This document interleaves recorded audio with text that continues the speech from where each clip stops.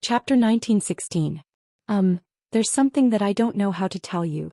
Jian Tong seemed to be in a difficult position. Go ahead. Su Yu had known her for many years, so he wasn't as distant as he was with a newbie. Although he didn't like her, he didn't dislike her either. Jian Tong was very smart and never showed her scheming side in front of Su Yu. Hasn't the matter between the two of us been a hot topic recently? My family, they all thought it was real. My grandparents flew here from the south. My grandfather is almost 80 years old and my mom said that they miss me a lot. So, my parents prepared a table full of food tonight. They want to invite you over for dinner. Of course, President Su, you've always been very busy. If you're not free, that's fine. I'll just tell them that you're on a business trip. Please don't feel bad about it. After Jian Tong finished speaking, she secretly looked at Su Yu's expression. Su Yu, on the other hand, was quite calm. His relationship with Jian Tong wasn't real to begin with, but the Jian family paid attention to it and prepared a meal so seriously. If it was before, Su Yu wouldn't have gone even if he was beaten to death.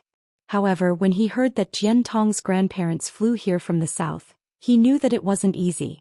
Plus, Jian Tong repeatedly emphasized that Su Yu didn't have to go. This made Su Yu feel very embarrassed. He didn't know that Jian Tong used Su Yu's guilty conscience to take a step back in order to gain an advantage. Therefore, after a moment of silence, Su Yu nodded. Okay, when?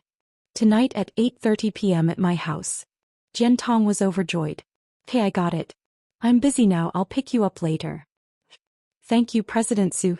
Jian Tong couldn't suppress her excitement.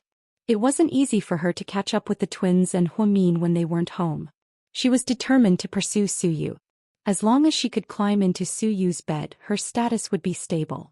After all, ever since Su Yu fell in love with Huamin, he had been abstinent for more than 4 years. No one would believe it, but Jian Tong knew it was true. Because he had been investigating Su Yu all this time, he had indeed never been intimate with another woman. She loved Su Yu so much that she was going crazy. Maybe the other actresses in Imperial Star wanted to date Su Yu because he was the boss of the company, the king of power and money. But as a popular actress, Jian Tong had a lot of money herself. She really didn't lack money. She loved Su Yu as much as Imo Shuai loved Hu Xiqian. You're welcome. You helped me put on an act, so I'm paying you back. Su Yu didn't think much of it. He didn't think it was too much. That night, Su Yu's visit to Jian Tong's house was exposed by the media. Caused a huge reaction. First, it was the Su family. The Su family was determined to not let Jian Tong marry into their family. They really thought that their son was dating Jian Tong. Second, many fans couldn't stand it. Huamin and Su Yu had a lot of fans who thought they were a couple. They always hoped that the two of them could be together, so they immediately went to Jian Tong's Weibo to curse at her. They fought with Jian Tong's fans and it was a tragic sight. The news of Su Yu and Jian Tong meeting each other's parents became the hottest topic on Weibo that day. When the twins saw the news in the States, they stomped their feet in anger. Sis, we just left and bitch Jian is already causing trouble. This woman is too much. I'm going to video call handsome Su and give him a good scolding. Little Bean's face was as angry as an angry bird. Calm down. We're in the States. Distant water can't quench our thirst. Pudding was still calm. Then what should we do? Are we just going to let that woman play tricks on our handsome Su? Little Bean puffed up her cheeks. No. It's useless to talk him out of it. Handsome Su still doesn't know how bitch Jen is. I have a better way to deal with her. Pudding smiled mysteriously. Wow, what is it? Little Bean walked over and looked at her sister with a flattering smile. Chapter 1917. You don't need to know. Then Pudding turned her head proudly. Little Bean, sis, do Mom and Dad know that you're so arrogant? Little Bean's heart was in turmoil. However, she believed that as long as her cold and aloof sister made a move, she would definitely have a way to deal with bitch Jian. That day after breakfast, Mr. Qin and Mama Qin suggested taking the twins to the beach. The first reaction of the two little guys was that they were overjoyed. Instead, they began to let their imagination run wild. Pudding, if we go to the beach, do we have to wear bikinis? Little Bean, oh, don't be so cruel.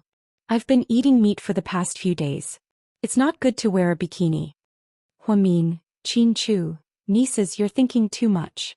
In fact, at your age, it's not a problem for you to swim naked at the beach. Qin Ning teased. We can't be naked. We're girls. We'll be embarrassed, Little Bean said seriously.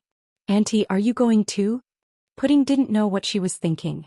Ning nodded. Okay, then let's go. Why do you sound like you don't want to? Humin was puzzled. It's not like they haven't seen the sea before. We have it in Sea City too, so it's not worth looking forward to. Chu laughed.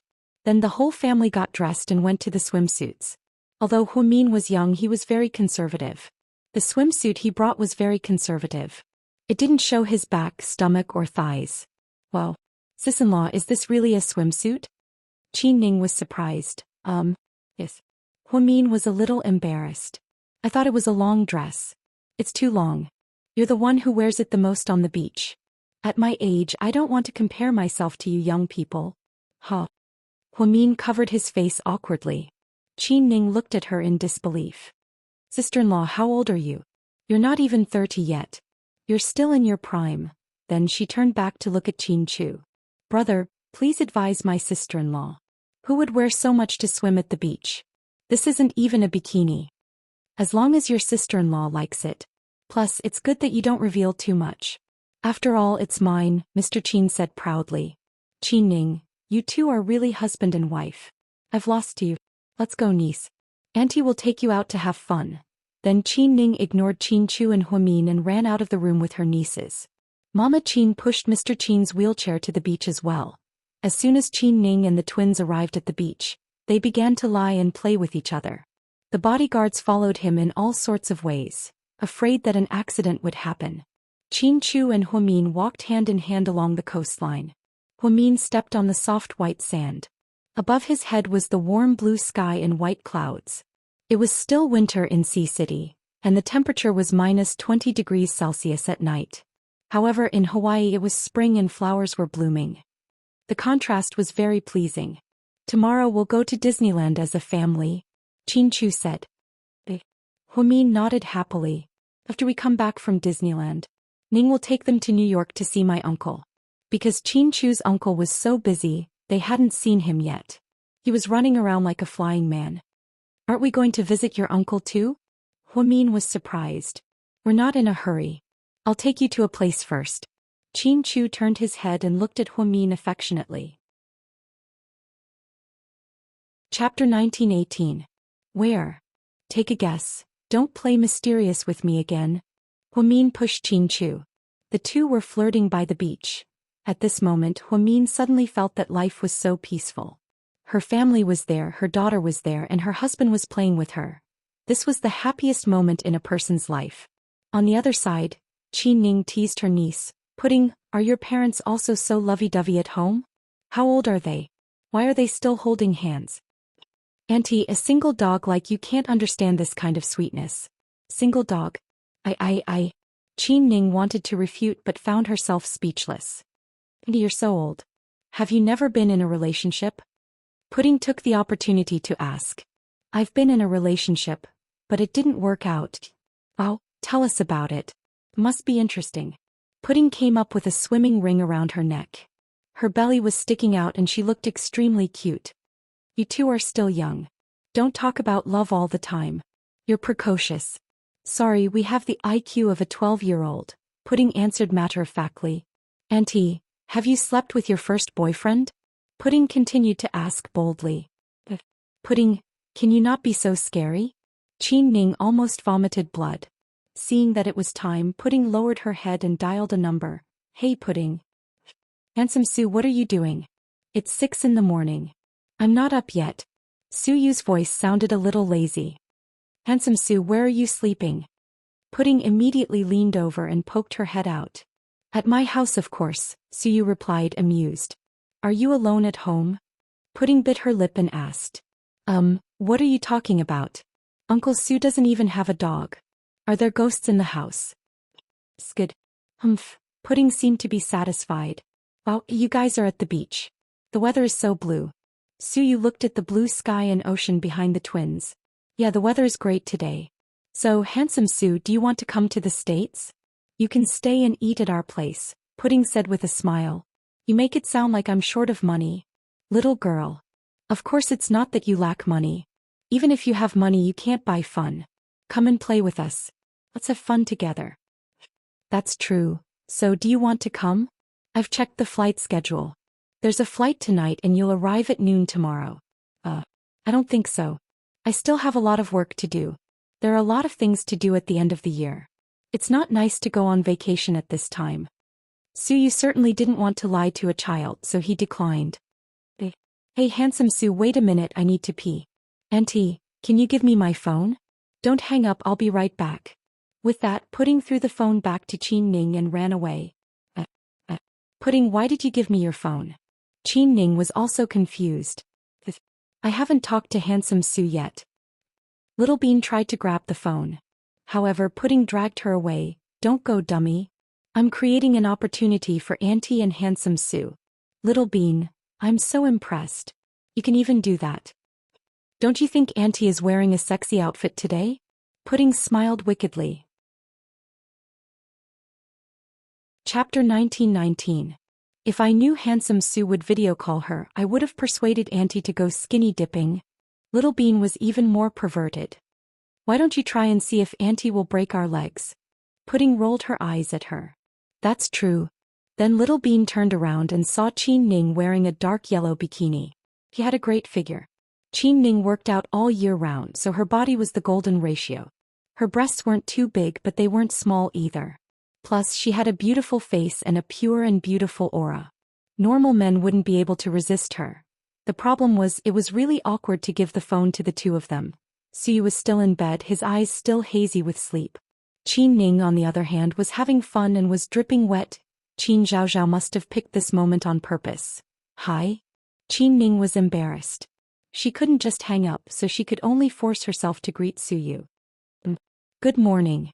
Suyu's face also looked unnatural. It's noon here. Oh. Suyu was still embarrassed. You, the two of them spoke at the same time. You first. Suyu immediately said politely like a gentleman. You're Suyu. I remember seeing you last time, but a lot of things happened at home and we didn't have much time. Yeah, that's true. Suyu nodded. Thank you for taking care of my sister-in-law and nieces. You're welcome. It's what I should do. Huamin and I are good friends, Suyu explained. Oh, have you been busy with work recently? Not bad. It's the end of the year, so there's a lot going on. How about you? Suyu asked politely. My dad's been busy. I took a few days off to play with my nieces. The two of them are very troublesome, aren't they? When it came to the twins, Suyu seemed to be more natural. Yeah, they're so mischievous. Sometimes the things they say scare me out of my wits. It's shocking, but they're so cute. I really like them. Qin Ning loved her nieces from the bottom of her heart. She really did treat them like her own children. You'll get used to it. Pudding is mature and experienced. Little Bean looks like a good girl, but she's actually very scheming. In the future, if they ask you any questions, you have to be careful with your answers. It might be a trap. Yeah, I noticed that too. That's why I'm trying not to answer. Qin Ning laughed. Where are your brother and sister-in-law? Suyu asked tentatively. Oh, they're right behind me. Look. Qin Ning didn't think much of it and turned the camera around. He aimed at Huamin and Qin Chu, who were not far behind him. They were walking hand in hand, facing the sea breeze. Although he was far away, so you could still recognize Huamin's figure at a glance. Then for some reason his heart began to pound. I have something to do. Get up, wash your face and brush your teeth. When Pudding comes back you can explain to them. Okay. Then Suyu hung up the phone. Then he slowly got up with one hand on his chest. He still felt pain somewhere in his heart. He should be happy to see her happy, shouldn't he? Why did this happen? Not far away, the twins saw Qin Ning put down her phone and immediately walked over. That's not good. He hung up so soon. Weren't we having a good time just now? Pudding was a bit puzzled. Did Bimbo Jian come and handsome Su hung up? Little Bean guessed. Impossible. Bimbo Jian isn't that attractive. Could it be? Pudding glanced at Qin Ning and then looked at her mother, who was not far away. He had a bad feeling. Could it be what, sis? Nothing. Pudding didn't say anything. Instead she jogged over. Auntie, didn't I tell you not to hang up? He hung up. He's busy, so I can't just hang up and not hang up, Qin Ning explained. Auntie, don't you think Suyu is super handsome today? It's such a happy thing to video chat with him so early in the morning. He's not wearing any makeup. He even looks a bit silly. Pudding smiled and asked Qin Ning. Chapter 1920. He's very handsome. Hey. Stop asking me these useless questions, it makes me feel so awkward. Let's go, I'll take you guys for a swim. Qin Ning was embarrassed by Pudding's plan to video call Suyu so early in the morning. Therefore she didn't continue talking about Suyu with Pudding. Instead she continued to play on the beach with the two little guys. When they returned home that night, the twins finished their dinner in a daze and fell asleep on the sofa. Qin Chu and Mama Qin each carried one of them upstairs to rest. Huamin and Qin Ning sat in the yard in front of the mansion, drinking coffee and looking at the peaceful night sky. Salah. When you were at your lowest, did you ever think about giving up on my brother? Qin Ning asked softly. What kind of giving up are you talking about? Breaking up with him or? When everyone thinks my brother is dead, do you also think that he's really dead? To be honest, when I was at my lowest I thought that way. But most of the time I was willing to believe that your brother was still alive. It's because of this belief that I managed to hold on until now. Sis-in-law. I heard. Suyu likes you a lot. When Qin Ning said this she was a bit hesitant. In the past she didn't know much about Suyu. She only knew that he was a man who really liked her. He was her brother's strongest love rival. But now it seemed that it was because of this love rival that saved her brother. Because of this, Huamin and the twins were able to live peacefully for 4 years and return to Qin Chu's embrace. Therefore, whether or not Suyu loved Huamin, he was still a savior to the Qin family. You know Suyu? Huamin was slightly surprised. He thought that Qin Ning hadn't been in China for very long, so she shouldn't have interacted with Suyu. Oh, I don't know him. It's just that he's been video chatting with Pudding and Little Bean these days, so I got to know him a little. I think he's a nice guy. Huamin nodded. Yes, Suyu is a very simple-minded person. He's very real. He never pretends and he doesn't care about pretending, so it's not tiring to get along with him. Sister-in-law, have you ever done anything to him? Even just a little bit. Qin Ning tried to see Huamin's expression. After 5 seconds of silence, Huamin smiled faintly. If it weren't for your brother, I think I would have fallen in love with Suyu without hesitation. But there are no ifs in life. After I met your brother, I really couldn't fall in love with anyone else. Maybe he cast a spell on me, so even if my brother didn't go back to you, you still wouldn't be with Suyu, right? Many people had asked this question before, including Suyu, Tang Chuan, Jiang Shaowei, and Zhu Lingling. Huamin's answer was clear enough, so she didn't mind saying it again. Yes, Ningning, even if your brother didn't go back, I still wouldn't be with Suyu. After I met your brother, my heart already belonged to someone else. Even if he's dead and gone, our beautiful memories are still there. I didn't lose my memory, so I can't forget him. I really can't fall in love with someone else. I really can't do that. Yeah, I understand.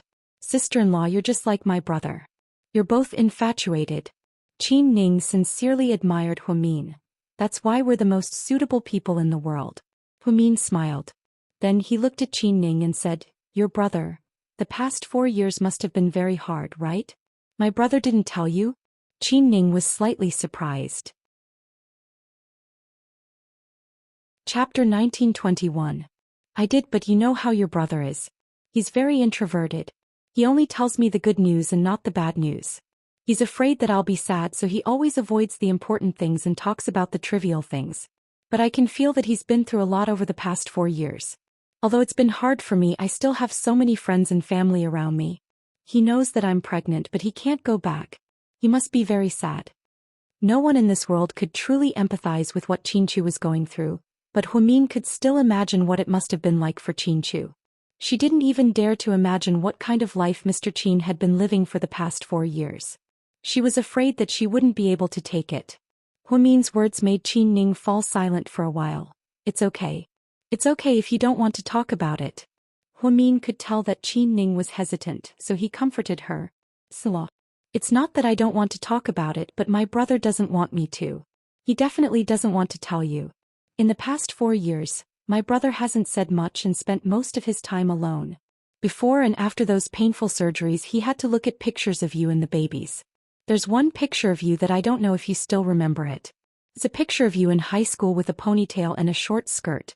My brother treasured it so much that he put it under his pillow in the hospital and wouldn't leave it. One time when the nurse came to change the sheets, she accidentally flipped the picture on the floor. He, who had always been calm and collected, was furious. He smashed everything in the room and even wanted to leave the hospital that day. You know, I've known him for so many years, but I've never seen him so angry. So, I think in the days without you, your picture is everything to him. It's even his will to live. When Qin Ning finished speaking, Huamin's face was already covered in tears. Although Huamin was mentally prepared for this, hearing it from Qin Ning's mouth still made his heart ache. If she had been by his side for the past 4 years, he wouldn't have had such a hard time. He wouldn't have had to go through multiple surgeries, and he wouldn't have had to face the wall alone in the hospital. Compared to Qin Chu, Huamin was blessed. Because at least Su Yu, the Su family, and so many friends were with her. Sis-in-law, are you okay? Qin Ning handed her a tissue. I'm fine, then let's not talk about it anymore. We still have to go to Disneyland tomorrow. You should go to bed early. My brother will scold me for talking nonsense when he sees this. All right. Huamin stood up and walked back into the living room. Qin Chu and his father were watching financial television. Are you done? Okay, I'm going upstairs to take a shower. You should sleep early too. Huamin tried his best to control himself and make himself look normal. Qin Chu still felt that there was something wrong with her mood. He stood up and looked at Huamin's back, then at Qin Ning, who was outside. He walked towards Qin Ning. Brother? Qin Ning felt a little guilty. What nonsense did you talk to your sister-in-law about now? Qin Ning looked at Qin Ning lovingly. Although his tone was reproachful, his expression wasn't cold. Huh? Oh, nothing, we were just chatting. Were you really chatting? Then why is she crying? Mr. Qin obviously didn't believe her. He's crying? Really? You must be seeing things. Did sand get into her eyes? Do you think this is the Sahara Desert? That sand can blow at any time? Qin Ning didn't dare to say anything and continued to feel guilty. I'll deal with you later. Qin Chu reached out his finger and poked Qin Ning's little head. Then he turned around. After taking 2 steps, he suddenly remembered something. He turned around and looked at Qin Ning with a serious expression. Ning Ning, you didn't tell her about that, right? Qin Ning froze for a moment before she realized what he meant.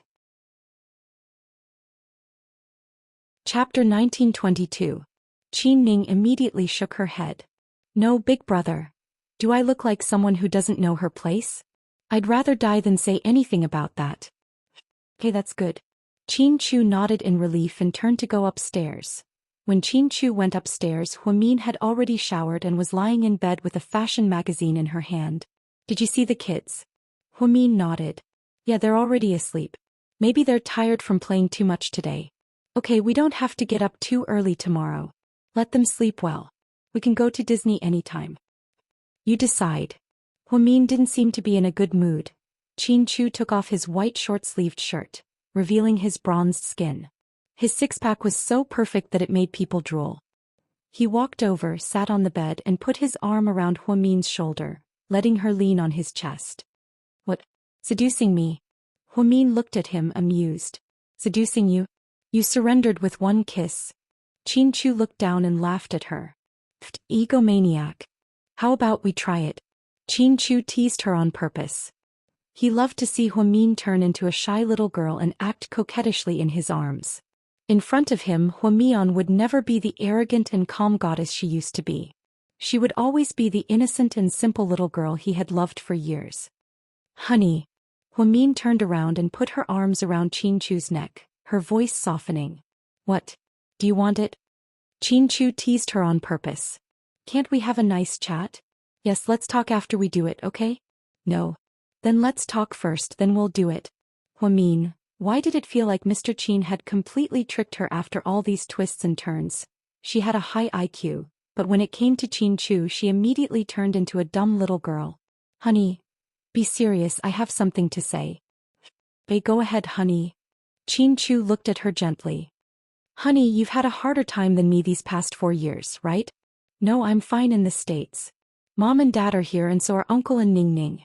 I don't lack food or drink. I'm fine, but you're the hardest. You're lying. You're not doing well at all. Honey, did Ning Ning say something to you? Don't listen to her, she's always exaggerating.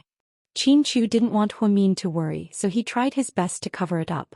Ning Ning didn't say it, but I can imagine.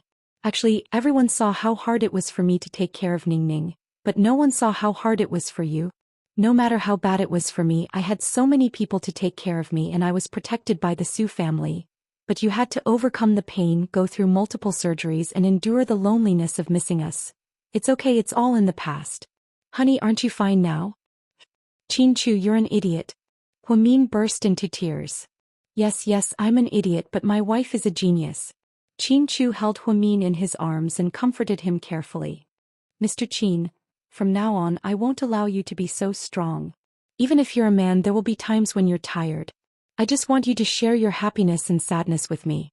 We'll go through thick and thin together, and when you're sad I'll be there for you. You don't have to shoulder everything alone. You're a human, not a god. Honey, I know. I'll listen to you from now on. At this moment, Hua-min's heart ached for Chin-Chu. Chin-Chu had been in so much pain for the past 4 years, but he still had to pretend that nothing happened and face the criticism of everyone. Even fans who didn't know the truth would post comments on his Weibo, saying that he was an irresponsible coward. However, Hua-min knew that Chin-Chu did this for her own good. Because in Chin-Chu's eyes, anything that happened to her was a big deal. Therefore he would always humiliate himself and protect Hua-min. In the blurry night, Chin-Chu held Hua-min in his arms, and they sat there quietly. At the same time, in a high-class apartment in Los Angeles, an old man in a white lab coat came out of the lab. Professor, young madam's family is coming to Los Angeles tomorrow. Do you want to meet them? After all, it's so close. The assistant reported. Chapter 1923. Professor Lu's footsteps paused. Myung is here? Yeah, the twins are here too, and so is her lover. Miss Yenner just called, but I didn't dare to call you because you were in the lab. So I told her. Pudding and Little Bean are here too. Professor Lu's eyes grew warmer and warmer. He had the kindness of an ordinary old man. Yeah, they'll arrive in Los Angeles tomorrow and go to Disneyland. I heard that Miss Yenner's information is very accurate. Forget it. I can't let my guard down. I've been hiding for so many years and it'll be over if they find out. Yenner and I are used to it, but what about Mion and the kids? Professor Lu gritted his teeth and decided to leave his daughter and granddaughter. The next morning, Chin-Chu, Hua-min and Chin-Ning flew to Los Angeles with the twins. Since Hua-min was a Disneyland fan, her babies were also fans. Even the usually calm Pudding started to look around curiously when they entered the park. Wow, sis, it's so beautiful here. Little Bean exclaimed. Daddy, let's have fun. Don't be in a hurry to leave, okay? I heard there'll be a fireworks show tonight. Little Bean looked at Chin-Chu worriedly. Okay, we're not in a hurry. You can play as long as you want. We'll stay at the Disneyland Hotel tonight. Yay. That's great. Daddy, I love you. Little Bean began to hug Chin-Chu's leg and act like a spoiled child. Chin-Ning laughed. Big brother, your daughter is amazing. She can make people dizzy with her words. When she grows up, she'll definitely be a little girl. Auntie, what about me? Pudding was immediately dissatisfied with Chin-Ning's evaluation of Little Bean. Ha, you're even more amazing. You're a precocious little beauty. You know everything. I'm impressed. Chin-Ning still didn't know that the 2 seemingly unintentional video calls with Su-yu were actually part of Pudding's careful plan. She thought the little girl was mature and didn't know she was so amazing. As a Disneyland fan, Hua-min also came to Los Angeles for the first time. After coming in, she couldn't even care less about her daughter. She grabbed Chin-Chu's hand and started taking selfies like a little girl. Hubby, come on, let's take a picture together. Hua-min said excitedly as he held his phone. Mommy, what about us? Little Bean asked, feeling wronged. You two, let Auntie take the photos for you. Sis, I think Mommy is crazy. She's having so much fun that she forgot about us. She doesn't even want to take us with her. Mommy is trying to find her lost youth, Pudding replied. Auntie will take pictures for you. Chin-Ning took out her phone and took pictures of her nieces. Hua-min took a selfie and slightly edited it before posting it on his WeChat moments. Like a child, he bragged excitedly, I've finally arrived at this magical place. So beautiful. Below was a selfie of her and Mr. Chin. The 2 of them were handsome and beautiful. Chin-Chu put his arm around Hua-min's shoulder, and their faces were pressed against each other. Chin-Chu smiled, which was rare of him. The funny thing was that Hua-min was wearing a Disneyland hairpin on her head, making her look extremely cute. Who would have thought that this was GK's chief collector Hua-min? The moment she posted it, her WeChat moments exploded. Chapter 1924. Zhu Lingling. Wow, who's this? He's so smug. Jiang Xiaowei, wow, someone's starting to show off their love. Their kids are all grown up and they're still doing this. Shame on them. Jing Jixin, sis, can you take me with you next time? I'm working overtime at the company and it's so cool to see you go out and have fun. And Yang, my sister is still the prettiest. Her smile is so natural. But I'm surprised that President Qin is smiling. So magical. Jixin replied to Yang, it's rare. Brother-in-law only smiles like this when he's with my sister. Bella, President Qin, President Hua, I'm going to swallow this PD with tears in my eyes. Qinjia, director is so cool. Gao Ran, Mr. Qin's gesture is wrong. You should put your hand on Huamin's chest. That's called PD. Zhu Lingling replied to Gao Ran, is that something a police officer should say? Vulgar. Gao Ran replied to Zhu Lingling, I'm sorry honey. Please enlighten me. Zhu Lingling replied to Gao Ran, you should say, Mr. Qin should just put his hand under Mion's skirt. Gao Ran replied to Zhu Lingling, you're really experienced. So perverted. Huamin replied to Zhu Lingling, the one above, come down. I promise I won't beat you to death. Tang Chuan, I don't think they're a good match. Huamin and Lord Su still look like husband and wife. Huamin replied to Tang Chuan, young Master Tang, did you forget to take your medicine before you went out today? Su Yu, no bean and pudding. Bad review. Huamin replied to Su Yu, I don't accept bad reviews. Thank you. Honey, why are you so happy? Qin Chu looked at Huamin and giggled. These vulgar people, they're making a mess of my comments. Did he praise you? Qin Chu asked. How did you know? Am I praising you? Huamin, your husband is so handsome. Huamin, Mr. Qin, please put away your arrogance. How could Mr. Qin still have the mood to joke at a time like this? After entering the park, Huamin had more fun than a child. He tried all kinds of things. Even the merry-go-round went up with Pudding and Little Bean. Qin Chu was in charge of recording the video for the three of them. It was filled with warmth. After playing for more than 3 hours, the twins couldn't take it anymore. Qin Ning brought them to a square where there was an ice cream shop. Everyone sat there and rested. At this time, an old man selling colorful balloons suddenly appeared in the square. He had a white beard and was dressed very plainly. Most importantly, his balloons were too beautiful. Unlike ordinary balloons, he twisted the balloons into all kinds of small animals, which were very vivid. Wow! The balloons over there are so cute, Little Bean exclaimed. Pudding seemed to be interested as well. She stood up and looked over. More and more children went over to buy them. The twins were tempted. Do you like them? I'll go and buy them for you, Qin Ning said as she stood up and walked over. After a short while, she came back with a slightly troubled expression. What's wrong? Are they very expensive? Huamin asked. Qin Ning shook her head. No, they're not for sale. The old man said they don't need to pay for them. You can go and get them yourself. Really? That's weird.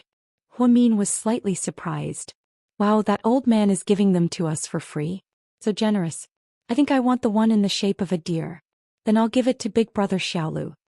Little Bean pursed her lips. Big Brother Xiaolu? Huamin was confused. He's a celebrity on TV.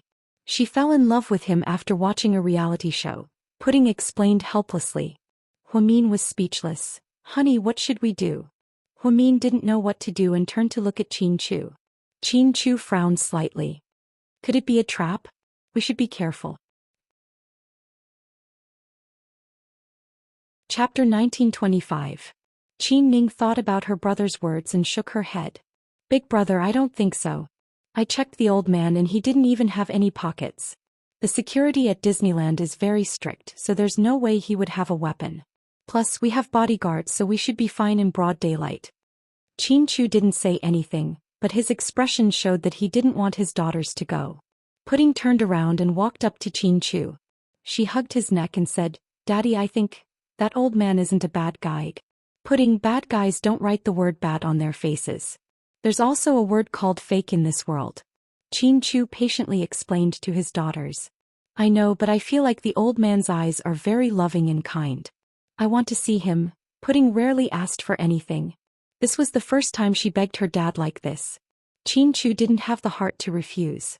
How about this? Daddy will go with you, okay? Qin Chu was still worried. Okay. Pudding nodded excitedly. Then Chin-Chu held his daughter's hands and slowly walked toward the old man selling balloons. The old man saw the twins from afar. Then he smiled in a friendly manner. "Kids, do you want balloons?" the old man asked. "Okay." Pudding and Little Bean nodded at the same time. "But there's only one left." The old man waved the deer balloon in his hand. Pudding and Little Bean didn't say anything. Only then did Chin-Chu realize that there was only one balloon left. He couldn't help but blame himself. If he had come earlier, there wouldn't be only one left. "Daddy will go to the store over there and buy more for you, okay?" Chin-Chu coaxed the twins. Before Little Bean could say anything, Pudding said, "Give it to Little Bean first. She likes deer." "No, Little Bean doesn't have one. I don't want one either." He didn't expect Little Bean, who always looked childish, to be so generous. Chin-Chu was very pleased. "You're so smart. How about this, after you call me Grandpa, I'll make one for you, okay?" The old man smiled. The twins nodded and then said in unison, "Hello, Grandpa." The old man smiled lovingly. Then out of nowhere he took out a few more balloons and blew them up. Then it swiftly twisted into a little rabbit. "Who wants a little rabbit? Sister likes it. Give her a rabbit." Little Bean was overjoyed. The old man placed the rabbit in Pudding's hand and the deer balloon in Little Bean's hand. The two children instantly revealed innocent smiles. Children's matters were always the most innocent. They didn't understand luxury brands, nor did they understand jewelry and watches. She only liked those simple and free love balloons. Seeing the two little fellows smiling so sweetly, the old man couldn't help but reach out to touch them. However, Chin-Chu reacted quickly and pulled his daughter back. The old man smiled awkwardly. His hand missed. "Thank you." Chin-Chu apologized, but he was still very vigilant. "You're welcome. Is that their mother?" The old man pointed at Huamin and asked. "Yes, the one with long hair is my mother and the one with short hair is my aunt," Chin-Chu explained. The old man nodded with a smile. Looking at Huamin's direction, his eyes seemed to become deep and profound. Chin-Chu turned around and left with his daughter. "Let's go back. Otherwise Mom will be worried." Behind Chin-Chu, the old man exclaimed, "The two babies are very cute. Their eyes are as beautiful as their mother's." Chin-Chu frowned slightly. When he turned around, the old man was already gone. It was a bit strange. In a corner of a changing room in Disneyland, the old man took off his human skin mask, revealing a weathered face. Just then his watch rang. He picked up and heard Lu Yan ask, "Dad, did you see my sister and the babies?" Chapter 1926. "I did." Professor Lu's voice was filled with excitement. "Well, how is it? Tell me about it." Lu Yan was obviously more excited than her dad. "Your sister is just like your mom. She has delicate features and beautiful eyes. So do the twins. I can't believe it when I see them. I feel like I'm dreaming." "Do they look like the pictures?" Lu Yan was full of anticipation. "They look closer than the pictures. Especially the twins. They look so sweet when they smile. Their eyes are like crescent moons. Little Bean's face is a little rounder than Pudding's. I'm so jealous of you." When Lu Yan heard that her dad had disguised himself to meet her sister and the twins, she was very excited. Although she had seen her sister in person before, she had only brushed shoulders with her sister and didn't get a good look at her. Now that the twins were 3 years old, she couldn't see them as their aunt. She was so unlucky to be chased all over the world by that big psycho Ian. "Where are you now?" the professor asked. "Russia. I'm relieved that you're with Xiao Fei. Don't run around." Dad." Although Lu Yan didn't want to give up, she still nodded and pretended to be obedient. Professor Lu met his daughter and his other daughter in a different way. Although it wasn't long, he was already satisfied. "After Ian dies, if I'm still alive, I'll definitely go find you. I hope I can see you again when I'm still alive. I want to hear you call me Dad," Professor Lu murmured to himself as he watched the family of 4 disappear into the distance. That old man was a little strange. Chin-Chu still felt that something was wrong. He had a feeling that the old man who gave him the balloons wasn't an ordinary person. "What's strange?" Huamin looked at him curiously. "I don't know how to describe it. Anyways, it's not right." "Hey, big brother. Don't make a fuss. It's not easy for us to come out and play together. Don't be a wet blanket, okay?" Qin Ning reminded him with a smile. Chin-Chu didn't say anything else. The family of 4 spent the whole day at Disneyland. At night they stayed at their own hotel in Disneyland. The twins were very satisfied after watching the fireworks show. Qin Ning and the twins stayed in a luxurious suite with 8 foreign bodyguards around them. Qin Chu and Huamin stayed in the suite next door. There were also 2 bodyguards outside the door. Qin Chu became more and more cautious. Although he was familiar with the United States, he still didn't want to let his guard down. Especially when Suyu told him that Hua Xiqian's men were following them. 10:30 in the evening when Huamin came out of the shower, he saw Qin Chu standing on the balcony and talking on the phone with a serious expression. His eyebrows were also slightly wrinkled. Qin Chu rarely had such an unpleasant expression. Although he was always dull, it was rare for him to be unhappy. Huamin walked over barefoot without making a sound. Get rid of them all. Qin Chu's voice was frighteningly cold. Honey, who's calling? After Huamin said this, Qin Chu quickly hung up the phone. Yeah, it's about the company. In China? Huamin was surprised. No, it's about the headquarters. Oh, I see. Huamin nodded. Your hair is still wet, why are you out here? Before Huamin could say anything, Qin Chu grabbed her hand and dragged her into the living room. Then he picked up the hairdryer on the table and began to dry Huamin's messy hair. Every time this happened, Huamin would feel very happy. She could enjoy the care and gentleness that Qin Chu gave her like she was his own daughter. Honey, yeah? Chapter 1927. I suddenly thought of a serious problem, Huamin said in all seriousness. Go ahead, honey. I think, in our next life I'll be a man and you'll be a woman. I'll definitely marry you then, okay? Huamin said with a smile. Why? Because you'll definitely be gentle and virtuous. You'll cook well and you'll do housework. You'll even blow dry your hair so carefully. You'll be awesome. Huamin praised Mr. Qin. But, if I were a woman I wouldn't marry you, Qin Chu said slowly. Huamin immediately pouted. Why? Because you're not good looking. Qin Chu teased her on purpose. She thought that Huamin would be angry, but he didn't this time. Instead he crossed his arms and replied calmly, Is looks that important? No matter how good-looking you are, it's the same with the lights off. Qin Chu's heart was in a mess. Since when did his Mian become so dirty? Seemed like, when he returned to China he had to have a good talk with Gao Ran and Zhu Lingling. One is marked by the company one keeps. He hadn't watched over her for 4 years, and his daughter had become a female hooligan. Why aren't you saying anything? Huamin couldn't help but laugh. Honey, you're right. Qin Chu continued to help dry her hair. Perhaps it was because they were too tired from playing, or perhaps it was because they hadn't been so relaxed in a long time. Huamin slept soundly in Qin Chu's arms. Qin Chu's arms were numb, but he didn't want to move for fear that Mian would wake up. He tilted his head and looked at her closely. He could even see her eyelashes clearly. Even if he hugged her like this every night and spent every day with her, he still felt that it wasn't enough. It was as if he didn't even want to sleep, because a person's life was imperceptibly slipping away. He felt that if he slept a little longer he would lose tens of seconds of time with Huamin. It would be a pity. Qin Chu knew that his way of thinking was wrong, but it was hard to control himself. Huamin didn't know that Qin Chu cared so much about her now and to such an extent. The next morning after breakfast, the family played in the park for the whole morning and took many beautiful photos. In the afternoon, Qin Ning and the bodyguards took the twins to Qin Ning's father's villa. Qin Chu drove a dark blue Ferrari sports car and took Huamin on a road trip. They were going to travel all over California along the most beautiful roads.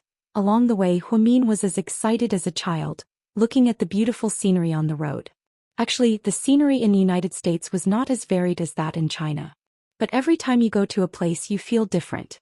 Especially in the quiet countryside, looking at the villas in the suburbs, gardens and endless lawns, one's mood was really different. The sun was setting in the west. Qin Chu turned on the music and played the familiar song Hotel California. The familiar lyrics echoed in the car. Accompanied by extreme speed and passion at this moment, his heart and mind were completely empty. Huamin, who was always reserved, couldn't help but stand up in the car. He reached out his hand above the convertible sports car, facing the evening wind and the sunset, listening to the most moving and emotional song Hotel California. Huamin was so moved that he almost cried. He felt a lump in his throat. Honey, you look so touched, so Do you think of something? Qin Chu asked, even though he already knew the answer. Chapter 1928. Come on. Do you think I'm that forgetful? Huamin pursed her lips and smiled. Then the two of them looked at each other and smiled. Needless to say, they both knew what the other was thinking. 4 years ago, Qin Chu came back to China and married Huamin. Although the method wasn't very glorious, Huamin wasn't willing. But fortunately they didn't miss it. Once, when Qin Chu drove Huamin to listen to this song, they talked about California. Qin Chu said that California was very beautiful, and that he had to bring Huamin there if he had the chance. He was never a person who liked to brag, so even if it seemed like an unintentional promise, he had to do his best to fulfill it. His schedule for this trip to the States was very tight, but even so he still squeezed out some time. He took Huamin with him and the two of them spent some time alone, watching the sunset in California. At this moment Huamin felt very satisfied. The scene that he had once described as a beautiful dream could actually come true. Honey, thank you for helping me fulfill a small wish. Huamin smiled sweetly. This most beautiful side was deeply imprinted in Qin Chu's memory. Sometimes a person's eyes were the best camera. They could record the charm that a camera couldn't capture. In Qin Chu's eyes, the mountains and rivers couldn't compare to Huamin's smile. Perhaps, this was what it felt like to love someone. The two of them drove all the way and by 7 p.m. the sky was already dark. Plus, they didn't pass by a particularly big city. For safety reasons, Huamin didn't let Qin Chu drive. Honey, let's find a place to rest. We'll continue tomorrow morning. I'm not tired, or you can drive for a while. I promise I won't crawl under your skirt. Huamin, that's not the point. Faith, I really don't know how to drive a car here. I'm not used to the steering wheel. What if I get into an accident? I don't have an American driver's license. All right, I know what you mean. The GPS shows that there is a motel 4 kilometers ahead. We can rest there for the night. Yes. Huamin nodded in satisfaction. Finally, the two of them stopped at a pretty motel in the suburbs. Qin Chu paid the money and communicated with the boss. After parking the car, they washed it. Then Qin Chu and Huamin entered the hotel. She took a shower and changed her clothes. It was Huamin's first time staying at a motel. Because it was rare in China, she was still full of curiosity. Is it fun? Qin Chu asked her. Yeah, this is the first time I've seen a hotel with a parking lot connected to the rooms, and the decorations are so unique. It's a refreshing feeling. Americans pay attention to the mood. They won't deliberately set up a sex hotel to let you find that kind of mood. That's true. Huamin smiled. Are you hungry? Qin Chu lovingly touched her face. Okay. Let's go get something to eat. After speaking, Qin Chu pulled Huamin out of the hotel. The two of them wore simple white couple t-shirts and looked a few years younger. Boss, do you have anything to eat? Qin Chu asked in fluent English. Hamburgers, sandwiches and fried drumsticks, the tall and strong Caucasian boss replied. Qin Chu looked at Huamin. Hamburgers, Huamin whispered. 2 hamburgers and 2 Cokes, thank you. After speaking, Qin Chu took out US dollars and placed them on the table. Then the two of them sat at the table next to the bed to rest. Just then 5 young people suddenly came in. 3 of them were Caucasian and 2 were black. They didn't look old, but they were dressed in a hip-hop style. There were many tattoos on their arms. He looked just like a hooligan. The young man in the lead glanced at Qin Chu and Huamin as soon as he walked in. Then he whispered something in English and those people laughed maniacally. There was obvious mockery in their laughter. Huamin began to feel uneasy. Chapter 1929. Qin Chu could tell that Huamin was a little uneasy, so he immediately raised his hand and placed it on the back of her hand. He tried to reassure her. Huamin looked up at Qin Chu and smiled. The couple had a tacit understanding. Just then they heard a burst of laughter behind them. What followed was unbearable swear words in English. Huamin and Qin Chu could understand them and they heard them very clearly. Qin Chu's face immediately darkened. Huamin was afraid that he would be impulsive, so she immediately reminded him in a low voice, "Honey, I'm full. Let's go back to the room."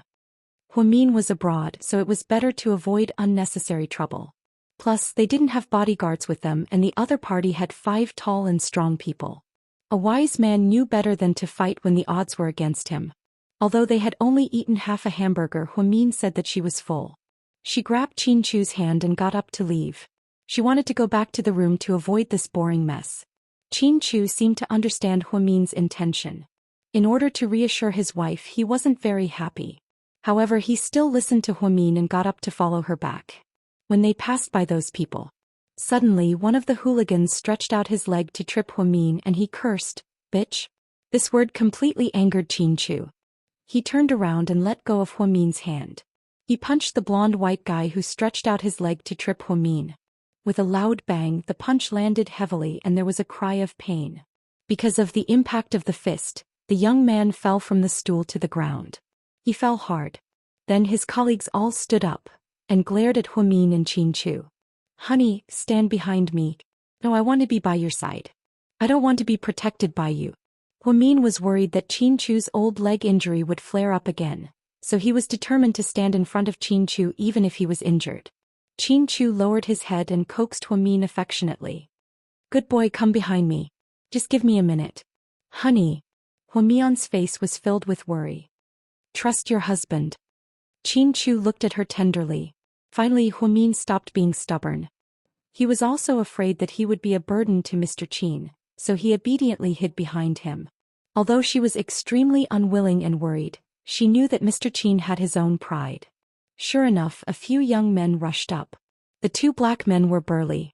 However, they only had brute force and their movements were relatively clumsy. Qin Chu's movements were very clean. She had seen it before when Huamin was kidnapped. Therefore, she had confidence in Mr. Qin. 5 pieces of trash shouldn't be a problem. However, at that moment one of the black men picked up a white baseball bat from the side. This thing was very heavy. If he was hit, he would be seriously injured, especially if he was hit in the head. "Hubby, be careful," Huamin yelled. Just then, the little yellow feather that was lying on the ground got up and pounced at Huamin, baring its fangs and claws. Seeing this, Qin Chu immediately dashed over and grabbed the punk's collar. Then he punched him again. This punch was even stronger than the previous one. The punk immediately felt dizzy as if the sky was filled with stars. He fainted on the ground again and couldn't get up. The hotel owner seemed to be used to this. He calmly washed the cups while watching the fight. He was as calm as if he was watching a TV show. Huamin, on the other hand, was worried for Qin Chu. Just as Qin Chu knocked out 4 people and there was only one left, the tall white man suddenly took out a gun and pointed it at Qin Chu. Huamin's face immediately turned pale. "You little bastard. Come on, I'll shoot you," the man scolded ferociously. Qin Chu didn't say anything. He just looked at the man quietly. Chapter 1930. Just then, a black man got up from the ground and staggered toward Qin Chu. He threw a punch at Qin Chu's face. He thought that Qin Chu wouldn't dodge because his accomplice had a gun. However, Qin Chu dodged nimbly. His punch missed and he fell to the ground again. "Fuck. If you dare to move, I'll kill you," the white man with the gun shot at Qin Chu. Huamin was so scared that his heart almost jumped out of his chest. "Honey, be careful," she screamed. At this moment, a gun appeared in Qin Chu's hand. Huamin recognized it. It was Qin Chu's gun. She had seen him use it before in China. The man missed Qin Chu. Before he could fire a second shot, Qin Chu shot him in the wrist. His gun fell to the ground. Another hooligan wanted to pick it up, but Qin Chu made another sound. Then a scream was heard. Whoever dared to pick it up would be shot in the wrist. After a while, no one dared to pick it up. "Crazy fuck, you're crazy, mentally ill." The man covered his wrist in embarrassment and cursed at Qin Chu. Then someone called the police. The police came quickly. What happened? The police officer was white and there were 4 men behind him. He drove a police car and looked very impressive. Before Qin Chu and Huamin could explain, the hooligans complained. He blabbered on and on, implying that Qin Chu was the one who shot them. The police officer saw that the hooligans were locals and Qin Chu and Huamin were foreigners, so he was very unfriendly to them. He walked over and asked, "Can you speak English?" "Of course." Qin Chu looked at the police officer coldly. "You're suspected of assault. We're taking you back to the police station." "Wait, aren't you going to ask about the cause and effect?" Qin Chu spoke to the police officer in fluent English. His expression was also very unhappy. "I've already asked clearly." The police officer was rude and unreasonable. "But we didn't say anything. You only heard their side of the story. Huamin was also unconvinced. These hooligans took the initiative to cause trouble, and then the guilty party actually sued them first. The most disgusting thing was that the police officers actually believed them, or rather directly protected them. Huamin did not expect that the United States, which had always talked about world peace and love for wireless, would do such a crazy thing. His mood for traveling was greatly reduced. You are foreigners. Why should I believe you? The police officer said confidently. Huamin pointed at the camera angrily and said, the whole process is recorded here. You can watch the recording for yourselves. Unexpectedly, the hotel owner interrupted. The video surveillance is broken. Sorry. At this moment, Huamin realized that they might be in cahoots. They were obviously protecting him. At this moment, Huamin looked at Qin Chu for help. After all, she did not know much about American law. Was she really going to be taken away? Moreover, she was the victim? Wouldn't that be too cowardly? Is this how you enforce the law? Qin Chu looked at the police officer and sneered. What? You're not convinced? Are you Japanese? No. Huamin immediately denied. Korean? The police officer asked again. We are Chinese. Qin Chu and Huamin said in unison. The group of hooligans and several policemen burst into laughter after hearing this. So you really are Chinese pigs? The hooligans got up from the ground and asked. Shut your stinky mouth.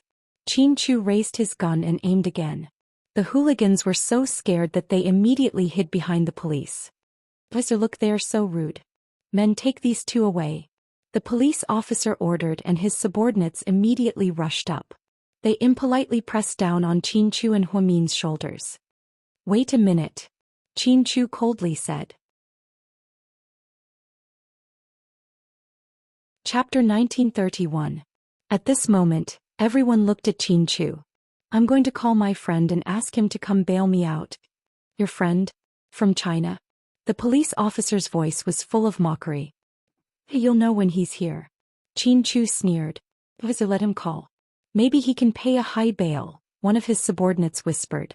The police officer nodded. Qin Chu picked up his phone and dialed a number. Then he said impatiently, I'm in California, less than 30 kilometers from Oakland. I'm at a motel called Modo.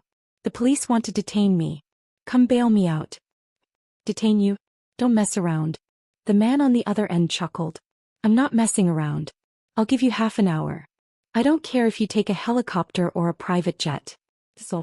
Then Mr. Qin hung up the phone arrogantly. Honey, are you calling Ning Ning? Huamin asked anxiously. After all, Qin Ning was with the twins. To be honest, Huamin didn't want Qin Ning to come. He didn't want his two precious daughters to get involved in this mess. It's not Ning Ning. Qin Chu grabbed Huamin's hand and held it tightly in his palm. Qin Chu gave them half an hour, but it only took them 19 minutes. And they really did come in a helicopter. The roar of the helicopter alerted everyone in the room. When the police officer went out, he was dumbfounded to see the man coming out of the helicopter. I'm not late, right? The man walked out of the helicopter with his subordinates surrounding him. He was wearing a black windbreaker and looked the same as a few years ago. The moment Huamin saw him, she was very touched. Rick, she said softly. Mr. Rick, why are you here? They were surprised to see Rick and were almost scared out of their wits. The Rick family was the biggest gang in the United States and was very powerful. The police didn't dare to touch them. I heard, you want to arrest my friends? Rick asked coldly. I'm really sorry. I really didn't know these two were your friends. Then you're really stupid. Don't you know that he's the big boss of GK headquarters? Rick pointed at Qin Chu. The police officer was dumbfounded. The gangsters were so scared that they turned around and wanted to leave, but they were held down by Rick's men. You want to run? Is it that easy? Mr. Rick, we're sorry. We didn't know. The hooligans were so scared that they almost peed their pants. Forgiving you is something God does, and my task is to send you to God. Then Rick took out his pistol. Bang, bang, bang, bang, bang. 5 shots were fired. 5 hooligans were instantly shot to death. Why kill him? Qin Chu said faintly, as if he didn't care about his own affairs. Don't you deserve to die? Rick asked. Huamin was extremely shocked. This was the first time she had seen Rick kill someone with his own hands. Moreover, he had killed someone so casually. So, officer, what did you see just now? Rick blew the smoke out of his gun. He glanced at the African-American police officer whose legs were shaking. No. I didn't see anything. Very good. You can leave now. Yes. Thank you, Mr. Rick. The police officers were so scared that they almost peed their pants. They scrambled in their police cars and fled. Then Rick slowly walked over and looked at Huamin with a faint smile. Long time no see, Huamin. Chapter 1932. Rick, it's been a long time. The last time I saw you was when Little Bean and Pudding were 1 month old. Now they're 3 years old. Yeah, time flies. Let's get on the helicopter first. I'll take you to New Orleans. That's my territory. Then Rick led Chin-Chu and Huamin to the helicopter. Wait, there's something else I need to take care of. Then Rick turned his head. Looking at the motel behind him, he said coldly, "Burn it all down." His boss. Under Rick's orders, the motel was burned to ashes because the owner protected a few hooligans. Huamin began to feel uneasy. She felt that the current Rick was similar to the old Rick but also different. She couldn't tell exactly what she felt. The helicopter flew directly to New Orleans. When Huamin first heard of this city, she thought of the famous grilled drumsticks in a burger restaurant. It turned out that New Orleans was actually a city and it was super beautiful. It didn't lose to big cities like New York and Los Angeles at all. The night scenery was also so pleasing to the eye. The helicopter flew directly to Rick's residence. It was an old castle on the outskirts of the city. Looked a little old, but it had a lot of flavor. Unlike South Hill Manor was a modern-style castle built later. Rick's house was a real old castle. It was said that it was built more than 120 years ago. Rick led Chin-Chu and Huamin in and went straight to the dining room. The chefs were busy making a lot of delicious food. There was a lot of food on the table. Let's talk while we eat. Rick gestured for them to start. Chin-Chu pulled out a chair for Huamin and let her sit first. Then he took the initiative to tie a white scarf around Huamin's neck. He was very considerate. It's been a few years, but Mr. Chin, you still love your wife so much. Rick smiled. It's been a few years, Rick, and you've learned how to joke. Huamin laughed as well. He can only joke around with us. After all, he doesn't have many friends, Chin-Chu interrupted. You make it sound like you're my only friend. Rick expressed his dissatisfaction. Chin-Chu teased, think about it carefully. Isn't that the case? Of course not. Huamin is also my friend, so I have at least 2. She doesn't count. She's my wife. The 2 of us are one, Chin-Chu argued. Rick finally spread his hands helplessly and said, all right, black-bellied Mr. Chin, you win. Then the 3 of them chatted as they ate. Huamin no longer cared about the taste of the food. He only cared about the feeling of reuniting with a friend he hadn't seen for a few years. Why are you 2 staying at a motel? It's not like you. Rick asked. It's low class, isn't it? That's why my wife came up with the idea. Chin-Chu put a small piece of steak into his mouth. Hey, I'm not taking the blame. You agreed, didn't you? Huamin pouted. I meant to drive for a few more hours and spend the night in Oakland. There are a lot of 5-star hotels there. I'm doing it for your own good. Aren't you afraid that the roads will be slippery in the dark? Huamin pouted. Yes, honey, you're right. Rick looked at Chin-Chu, who still loved his wife so much. He was happy for them from the bottom of his heart. Like Gao Ran, Rick knew how difficult Chin-Chu and Huamin's love life was. As a bystander, he felt like he was watching a drama of life and death. More than that, he felt touched. They're already 3 years old. They should be able to talk a lot, right? Rick's eyes were gentle. Chapter 1933. She's not just good at talking. Her words are enough to piss me off. Huamin was both angry and amused at the same time. Just then Huamin's phone rang. See, what I said came true. Then Huamin picked up his phone. He turned on the video. Hi, Mommy. The twins shouted at the same time. Hi, babies. Where's Daddy? Little Bean asked obsequiously. Here. Huamin took out his phone and pointed it at Chin-Chu. Daddy, did you miss me? Little Bean immediately asked coquettishly. Of course. Chin-Chu smiled. You're lying. You won't miss me when Mommy is with you. After all, Daddy, you're a man who values women more than daughters. Chin-Chu was speechless. Don't blame Daddy. Which man isn't lustful? It's normal. Don't worry, Little Bean. The tsundere pudding began to persuade Little Bean. Rick, who was sitting across from Huamin and Chin-Chu, almost spat out the red wine in his mouth. Pfft, what's that sound? Where are you? At a hotel? Little Bean was curious. No, we're at a friend's house, Huamin answered. Which friend? We know all your friends. Pudding looked at Huamin calmly. Uncle Rick's house. Uncle Rick, where are you? Let us see. I heard he's a handsome mixed blood. Rick's eyes lit up when Little Bean heard his name. He looked like a pervert. Huamin had no choice but to turn the phone around and face Rick. Hi babies. Rick didn't know they could speak English, so he greeted them in Chinese. Wow, Uncle Rick, you're so handsome. Little Bean exclaimed. Uncle Rick, you can speak English. We can understand. Pudding noticed this detail and kindly reminded him. How can I? Rick was also amused. Not only English, but you can also speak Japanese, Korean, French, German, and Portuguese. We know a lot of languages. Little Bean said proudly. She couldn't wait to show off everything she knew. She was blatantly showing off. Mr. Chin, your daughter is flirting. She's showing off and showing off. Aren't you going to do anything about it? Huamin whispered. Why should I care? It's my ability. It's my talent. I can't kill it, Mr. Chin said shamelessly. All right. Like father, like daughter. You two really do have the same genes. Huamin surrendered. Oh my God, you guys are amazing, Rick immediately praised. Uncle Rick, where do you live? Pudding liked to talk about family matters while Little Bean liked to ask about private matters. I live in New Orleans, Rick replied with a smile. Then the drumsticks in your hometown must be very good. Little Bean was almost drooling. Ah, okay. Yes, it's very good. Come over when you're free. I'll take you to eat. Rick, who always had a cold face, couldn't hold it in anymore as he listened to the twins' golden sentences. He kept laughing. Huamin whispered into Chin Chu's ear in surprise. Honey, I've known Rick for so long, but this is the first time I've seen him so many times. Yeah.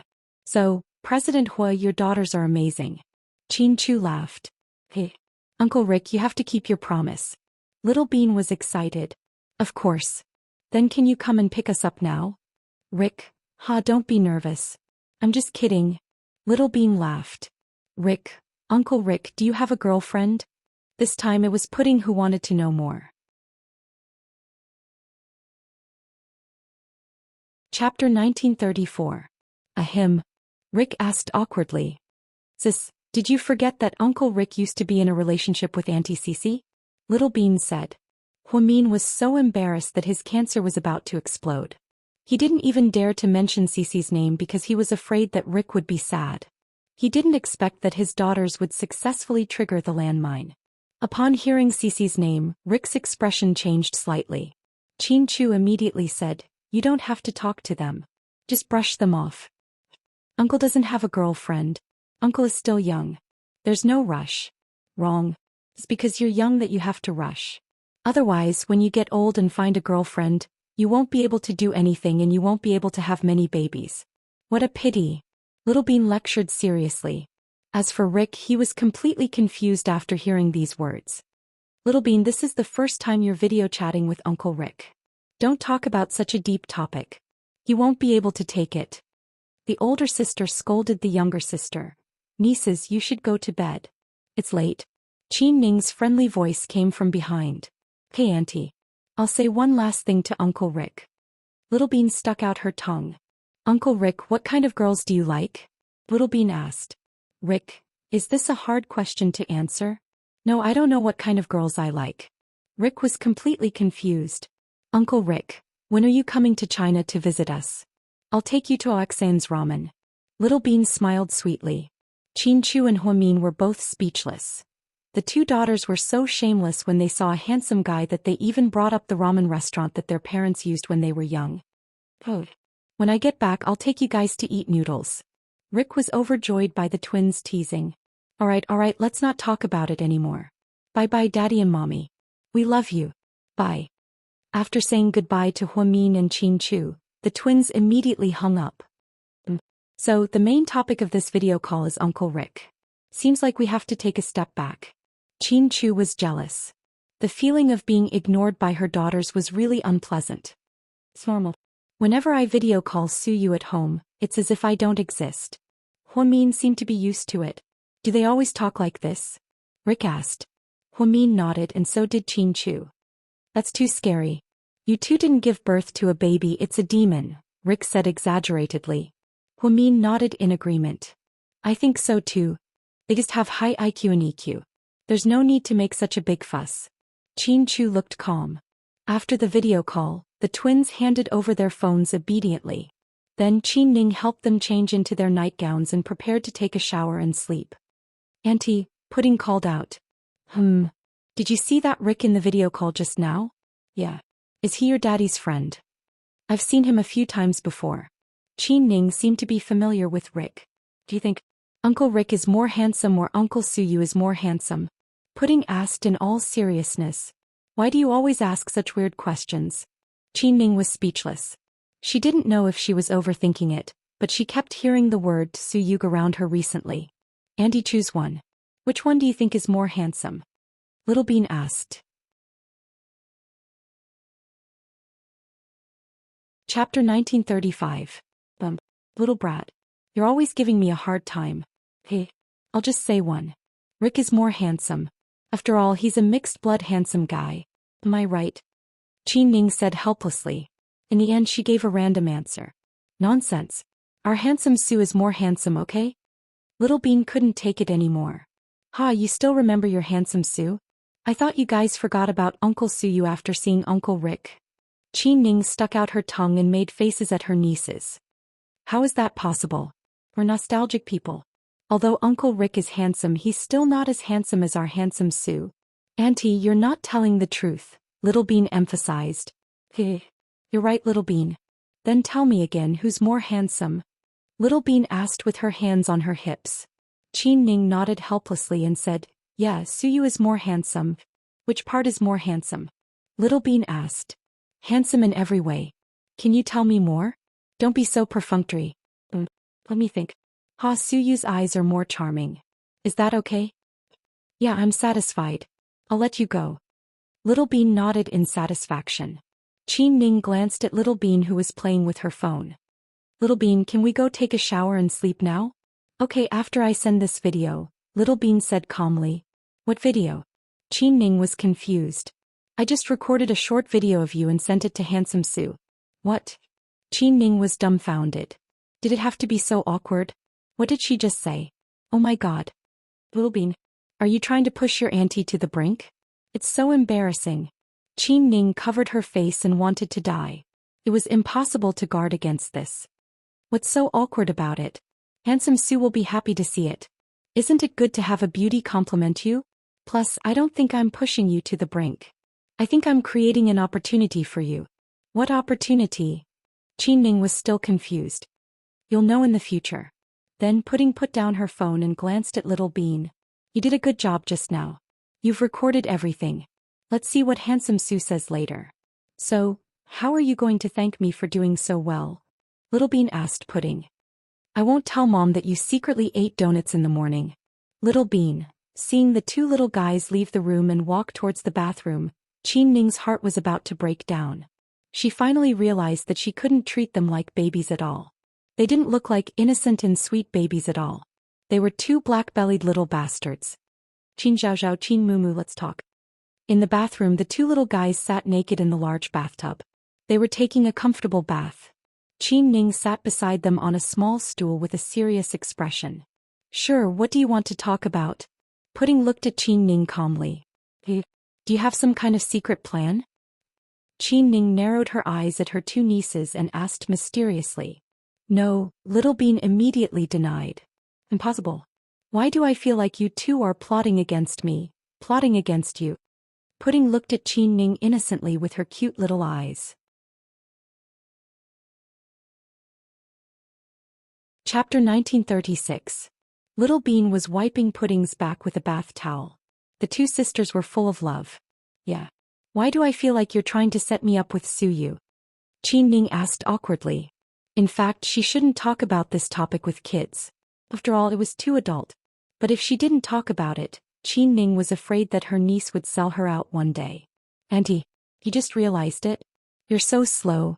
Little Bean looked disgusted. Qin Ning, my sister and I have been doing this for a long time. I thought you already knew. I didn't expect you to ask us. I'm really disappointed in your IQ. Are you really our biological daughter? Did second grandpa give you to me when he recharged his phone? Or did second grandma give you to me? Little Bean pouted. Ning, Auntie, you're an adult. Do you still need to ask this kind of thing? Even a blind person can see it. I just want to set you up with handsome Sue. Pudding admitted calmly. The two brats, one was mocking her and the other was scheming against her. Oh my God, Ning's pure and innocent heart instantly shattered like dumplings. Zhao Zhao Mumu, am I not good to you? Ning was irritated. Very good. The two sisters said in unison. Then why are you biting the hand that feeds you? Ning looked wronged. Of course not. I think we're grateful. Suyu is a good man, Pudding explained. Yes, Auntie. Don't think too much. Maybe handsome Sue doesn't like you. So calm down, Little Bean persuaded. Ning, this is crazy. I'm very calm. No, you look crazy, Auntie. Pudding looked at her quietly. You two little traitors. I fed you well, took you out to play and gave you big red packets. But you sold me out. I'm going to tell my sister-in-law. I'm going to call her and tell her that you're disobedient. Ning used her trump card. Rumor had it that the twins were very afraid of their mother. Not long ago, Pudding had made a mistake and was beaten up badly by Huamin. Whatever. If you want to do that, we'll have to tell Grandpa that you like to video call men in the middle of the night, Pudding explained calmly. Did you video call a man naked in the middle of the night? Little Bean added. Chinchu was speechless. Are you two really my nieces? Ning wanted to cry but no tears came out. That depends on whether or not you're the Qin family's biological aunt, Pudding replied. Ning almost spat out a mouthful of blood and fell to the ground with internal injuries. It was no wonder that before they left, her sister-in-law had reminded her to look after the twins and talk less with them. Looks like I fell into his trap as I chatted. She even dared to openly threaten her, an elder. Can the two of you still play happily with Auntie? This depends on what Auntie does. Anyways, if you tell on us to Mom, we'll have a hard time. If we have a hard time, you won't have a good time either. Little Bean emphasized slowly.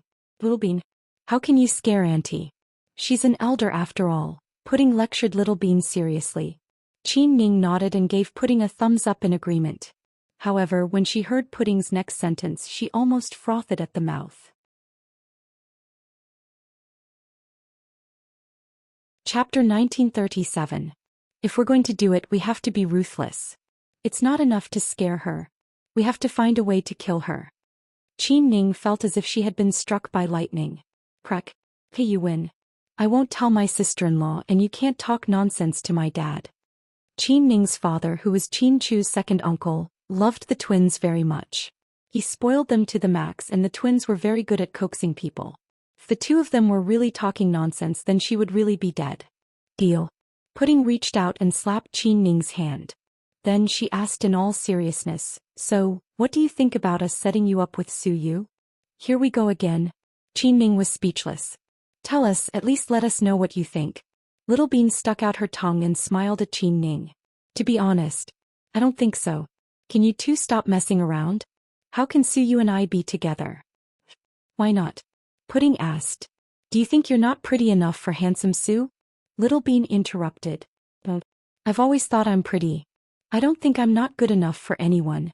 I just don't know Suyu that well. That's not a problem. I'll give you two a chance to get to know each other. You can go back to China and live with us at South Hill Manor.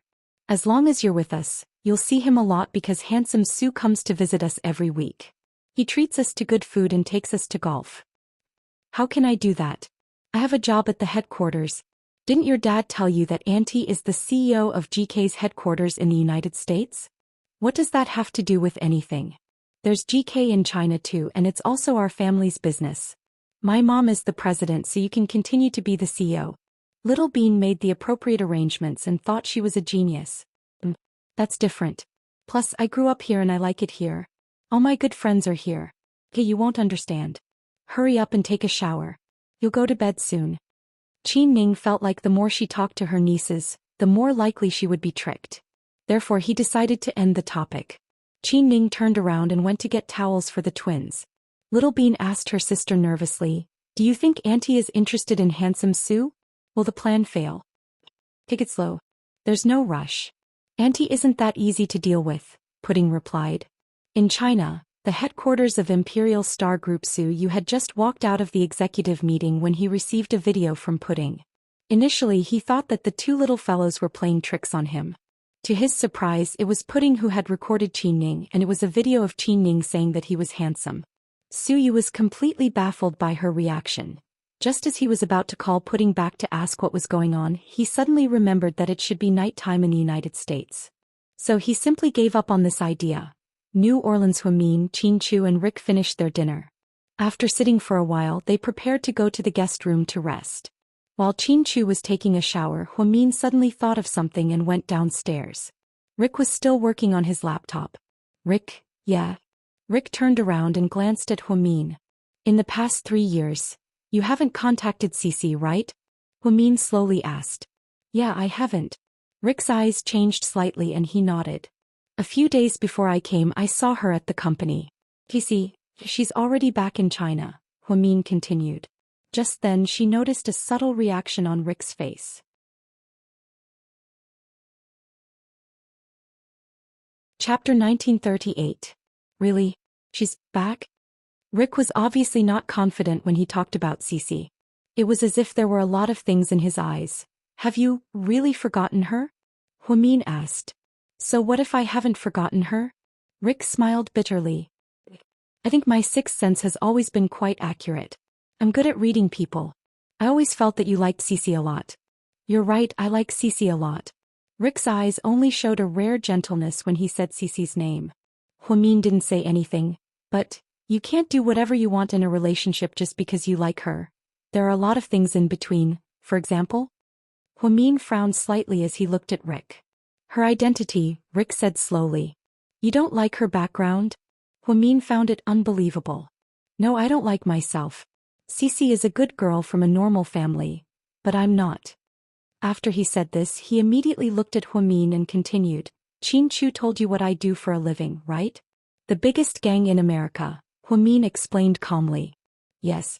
Rick nodded. But isn't your brother in charge of it? You've been doing well in China all these years, haven't you? Huamin didn't understand. That was before, but 3 years ago, my brother got into a car accident and became disabled. He can only sit in a wheelchair now. Huamin was shocked when he heard this. I see. No wonder you didn't go to Cece 3 years ago. Huamin finally had the answer to the question that had been bothering him for the past 3 years. She had said a lot to Rick at the twins' 1-month-old party. He seemed to understand. Huamin thought that Rick would go to Cece in the end, and then the two of them who loved each other deeply would get back together. Unfortunately, later she heard that Cece went abroad to study and Rick went back to the States, never to be heard from again. He was still wondering what was going on.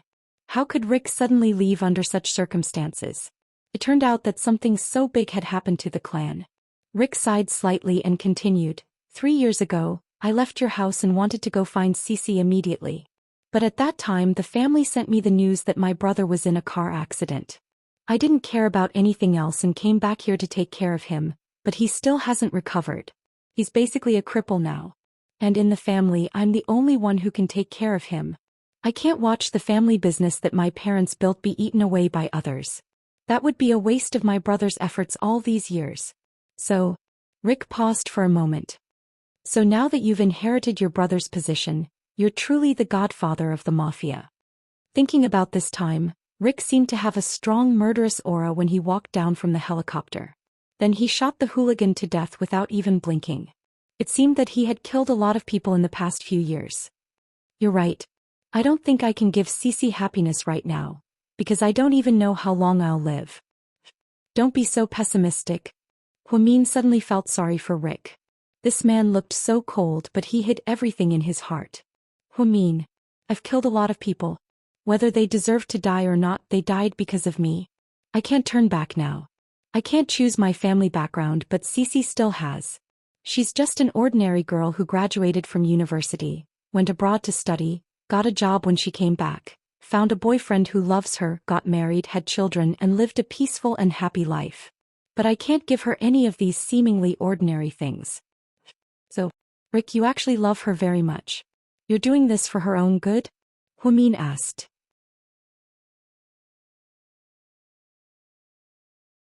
Chapter 1939. Rick didn't say anything. But he didn't say anything. You're just like Mr. Chin. You'd rather bear everything in silence and give the person you love the best life possible. Rick, think about it. Did Cece live a happy life without you for the past 3 years? What you think is happiness, is it really true happiness in her eyes? Don't forget, you're not Cece, neither of us are Cece. You have no right to choose what kind of life she wants to live. Rick didn't say anything. He knew what Huamin said made sense. Actually, as a friend, there's one thing I should say to you. Go ahead. Rick raised his head and looked at Huamin with loneliness in his eyes. Love isn't the most important thing in life, but it's the most regrettable thing. Maybe when you're old you'll remember that your family and friends treated you so well, but you didn't treat yourself well when it came to love. That's a terrible feeling. Because you can't do it all over again. I know. But my current situation. Rick didn't seem to have the strength to do it. I understand your situation. I used to feel the same way. After I broke up with Chin Chu, I felt like there was no love left. Then I went to college and got together with Ning Ziyuan. At that time I thought it was the same no matter who I was with. The truth is there's a big difference. If you choose an angel you'll live in heaven. If you choose a demon you'll live in hell. If you choose a stranger, you'll have to be prepared to live with that stranger for many years. Rick still didn't say anything. I've said everything I need to say. Rick, I treat you and Cece as my friend. That's why I'm saying all this. I know. I won't let you choose. After all, you have your own difficulties. I just think that it's rare for the two of you to truly love each other. We're the same type of people living passionately in this heartless world. Other people follow the rules, but we follow the rules. Rick lowered his head again at Huamin's words. Okay, I've said enough. Think about the rest. I'm going to bed. Good night, my friend. Rick was very grateful to Huamin for telling him so much. Really, Rick didn't have a friend who dared to tell him the truth anymore. It was so rare. After Huamin left, Rick was in a bad mood. He picked up a bottle of whiskey from the wine cabinet and poured a full glass. Then he sat on the sofa and drank alone. Godfather, what should we do with Auckland's traitor? A subordinate walked over and whispered. Kill them all. After Rick finished speaking, he raised his head and drank the entire glass of whiskey. The strong alcohol made him very uncomfortable and his stomach felt like it was on fire. But he couldn't feel the pain because nothing hurt more than losing Cece. It had been 3 years. For 3 whole years he hadn't heard any news about her. He didn't even dare to send his subordinates to ask around. Firstly, he was afraid that if he heard news about her he wouldn't be able to control himself and would look for her. Firstly, he was afraid that he wouldn't be able to take the blow if he heard that she was already married and had a child.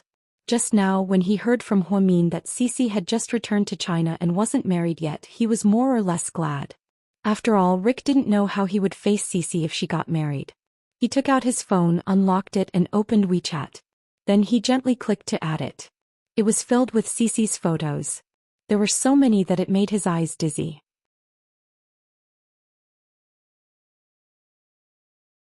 Chapter 1940. When they broke up, Cece deleted him from her WeChat and they didn't have each other's WeChat anymore. However, Rick had saved all the selfies Cece sent him and the ones she posted on her WeChat friend circle. The more he looked at them, the sadder he felt. Especially when you look at Cece's bright and radiant face and your innocent smile. He felt as if his heart was being crushed by something. In the bedroom upstairs, honey, you're back. Take a shower and go to bed. Chin Chu walked over while drying his hair. No, I'm not in the mood. Huamin was a little disappointed. What's wrong? I'm a little tired. I want to sleep. Huamin hugged Chin Chu's waist and began to act like a spoiled child. Chin Chu immediately put down the towel in his hand and picked Huamin up. Then he hugged her and the two of them lay on the bed. Did you talk to Rick about Cece? Chin Chu asked softly.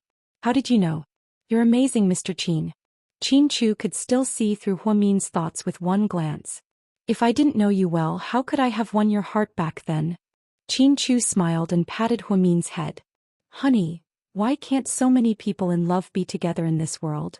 Love requires fate to begin with. How many people have always been deeply in love with each other, but fate doesn't bring them together? How many people are too young, too stubborn, too willful and miss the person they love the most? You're right. Now that I think about it, we're really lucky to be together, get married and have a baby. Yeah, we're indeed one of the few people who can persist in love, Chin Chu exclaimed. Speaking of which, I remember now. We're still divorced. We're living together illegally. Ah, Huamin thought about how Qin was forced to divorce Huamin because of Hua Xiqian's scheme. Although it was one-sided, everyone in the city knew about it and even announced it in the newspaper. Don't worry, I'm just putting on a show for Hua Xiqian. We're not divorced. Huamin was dumbfounded. That's not right. We already signed the divorce papers. Yeah. It's not legally binding and I didn't send it to the divorce registry. Do you have the divorce certificate? Qin asked with a smile. Huamin's head. So, we're not divorced? Huamian giggled. Humph. Oh my god, I thought I was divorced. Huamian looked up at the sky and sighed. I'm up. Com est. What big event? Huamian couldn't remember right away. Our wedding. Our grand wedding, Qin said with a smile. Yeah. We almost had a wedding before, but that bastard Hua Xiqian ruined it. But that's good. When we have a wedding, we'll have 2 flower girls. Huamin didn't know whether to laugh or cry at the thought of his daughters. You're making me miss them, Qin said quietly. Mr. Qin, can't you grow up? They don't even miss us, why should we miss them? They're having so much fun that they forgot about their parents. Huamin pouted. Qin smiled as he took out his cell phone and video called Qin Ning. Hello, big brother. Hi, sis-in-law. Qin Ning waved at Qin happily. Ning, we're putting in little bean.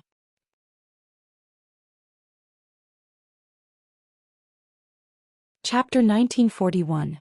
Those 2 brats. They fell asleep a long time ago. So early? Qin was a little disappointed. It's not early anymore, big bro. Look at the time. You guys are adults, even if you're not sleepy, the kids are. Okay, I'll call back tomorrow. Wait, big bro. When are you guys coming back? Rick wants us to stay here for 1 more day and take us to the manor in the south. Oh. Okay, since my dad likes the twins, we'll let them stay here for a bit longer. Ning, they're not naughty, are they? Huamin asked. No, sis-in-law, my nieces are very obedient. Qin Ning felt guilty and didn't dare to tell Huamin the truth. She was afraid that the twins would hold a grudge against her and take revenge. She had seen what the twins were capable of. They could kill her at any moment. That's good. If they cause trouble or don't listen to you, just call me, Huamin said. Okay, sis-in-law. Ning, when you take them out to play, remember to bring enough bodyguards. Be careful. Qin was really worried about his daughter. Even the bodyguards around Qin Ning were personally picked by Qin. There were 8 of them and it was very eye-catching. They were no less than the president's daughter. Okay, I got it, big bro, don't worry. Even if you lose me, you can't lose the twins. Don't worry. Then Qin Ning hung up the phone. Qin hugged Huamin and the 2 talked for a while. Then Huamin fell asleep. Seeing that she was asleep, Qin laid her down on the bed. He carefully tucked her in and then went downstairs. Rick was still downstairs. Do you want a drink? Rick looked up at Qin. Sure. Qin walked over and sat down. Rick picked up an empty glass and poured Qin a glass of whiskey. I really envy you. What do you envy me for? Qin took a sip of wine. I envy that you have Huamin by your side. You have a Huamin who will never leave you. As far as I know, you were the one who broke up with Huamian first. I heard that Cici cried her eyes out and looked for Huamian a couple of times. She didn't seem happy about it, Qin asked. A short pain is better than a long pain. I don't think it's a short period of time. It's been 3 years. Qin chuckled. Cici was the first girl I fell in love with and also the last one. Are you sure? Judging from your tone, are you not going to get married in the future, or are you not going to love anyone else? Qin looked at Rick. What do you think? Rick smiled bitterly and finished the whiskey in his hand. Godfather, you've drunk enough. You can't drink anymore. The butler came up to him and spoke in perfect British English. Get out of my way. Rick's eyes were cold. You've become more ruthless than before. Qin sighed as he thought about how Rick killed so many people today without batting an eye. If I wasn't ruthless, I wouldn't be in this position today. Then the empire that my brother and father fought for would fall into someone else's hands. Yes, so I understand your choice. Qin nodded. Qin, if you were me, would you give up on Huamin? Would you choose to protect your family? Qin didn't say anything. Before he could answer, Rick smiled and said, You wouldn't, because Huamin is your everything.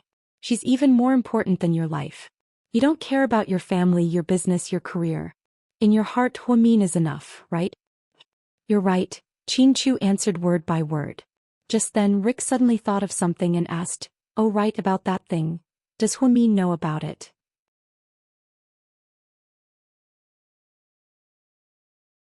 Chapter 1942.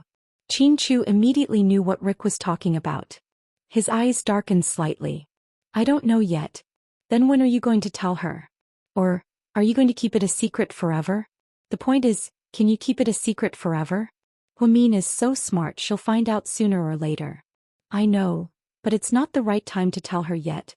We just got back to our sweet days and I don't want to spoil it. I don't want her to be sad because of me. Huamian is very happy, because you always think about her first. You think about her feelings and her situation first, and then yourself. Rick admired Chin Chu's persistence with Huamin the most. It was a kind of terrifying willpower that ordinary people didn't have. Chin Chu smiled. She's actually the happiest thing in my life. How could I lose her? Rick thought about Chin Chu and Huamin and then thought about himself and Cece, which made him even more depressed. After drinking with Rick, Chin Chu quietly went upstairs. Huamin was still sleeping soundly. He quietly got into bed and hugged her from behind, afraid that he would wake her up. Instead of saying that Huamin relied on Chin Chu, it was more like Chin Chu relied on Huamin. Because only when she was with Huamin she felt completely safe. The next morning Huamin and Chin Chu woke up. Rick's housekeeper had already prepared a sumptuous breakfast. The three of them were eating when the sound of a car came from the door. Sir, it's Miss Luna's car. The housekeeper took a look and reported to Rick. Rick continued eating with an indifferent expression. Huamin and Chin Chu looked at each other and didn't ask Rick anything. After a while a girl in a pink dress opened the door and walked in. She had blonde hair and blue eyes. She didn't look old and her face was full of collagen. Because the foreigner was fair-skinned and had three-dimensional facial features, this girl looked like a Barbie doll. Well, Rick, there are so many people in your house. Are they guests? He's my friend. Rick picked up the towel on the table and wiped the corner of his mouth. Friends? So awesome. Are they your friends from China? The girl spoke in English the entire time. Yes. Can you introduce him to me?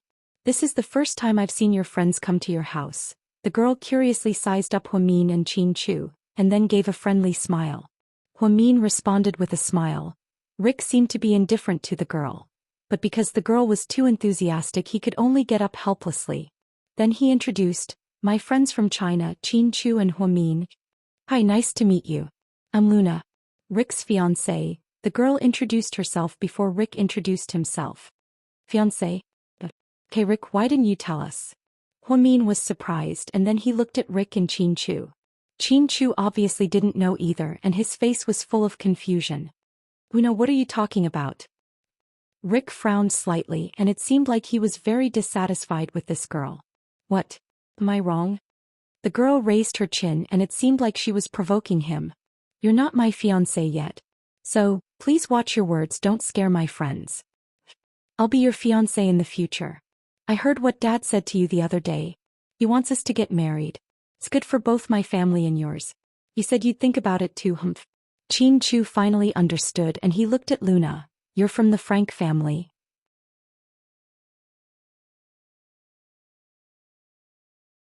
Chapter 1943. You know my daddy too? Luna blinked her deep blue eyes and looked at Chin Chu seriously. No, I've only heard of him. After all, he's so famous. So that's how it is. Luna nodded thoughtfully. Is this your girlfriend?